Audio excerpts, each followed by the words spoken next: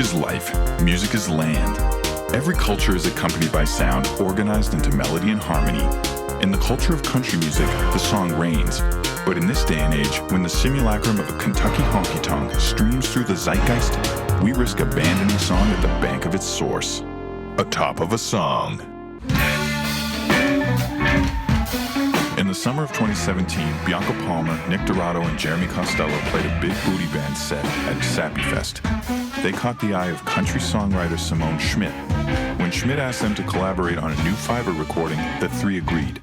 Based on their improvisational style and geographical origin, Schmidt named them the Atlantic School of Spontaneous Composition. I was given song at a point in my life where I needed somewhere to go obsessively with my mind. I learned a lot from listening to songs through recordings.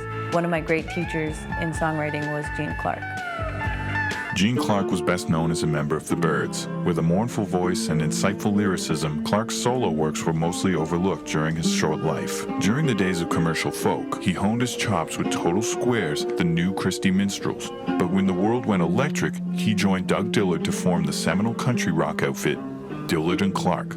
It's on their 1968 album Fantastic Expedition of Dillard and Clark that Schmidt first heard Train Leaves Here This Morning. Co-written with Bernie Leadon, Train Leaves Here This Morning was popularized by the Eagles in 1972, reaching number 22 on the Billboard charts. It would later recover its dignity through an interpretation by the Seldom Seen. My idea was to bring in these new players, people who are harmony naive to that the tradition, and show them these old songs, and then see how to wrangle their improvisational tendencies to bring about like a new way of playing. And what you can hear on the recordings is that there are no stock licks. Schmidt planned for a week of rehearsals in the small coastal town of La Have on the south shore of colonized Mi'kma'ki. Thwarted by Hurricane Dorian's whipping winds, the unit had to reroute to the north shore at Scotch Village, home of Gold Island Bakery.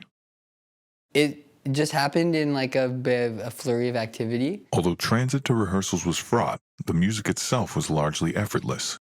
It was pretty simple. I would just play country tunes that I knew and see how they took to them. With A Train Leaves Here This Morning, the band took to it very quickly. And I think that's owed to something so relatable that Clark wrote into the character. Drummer Bianca Palmer. It's kind of like a dopey tale of a road musician just kind of being lost and flailing and on the run. The cover opens with the dopiest of fills.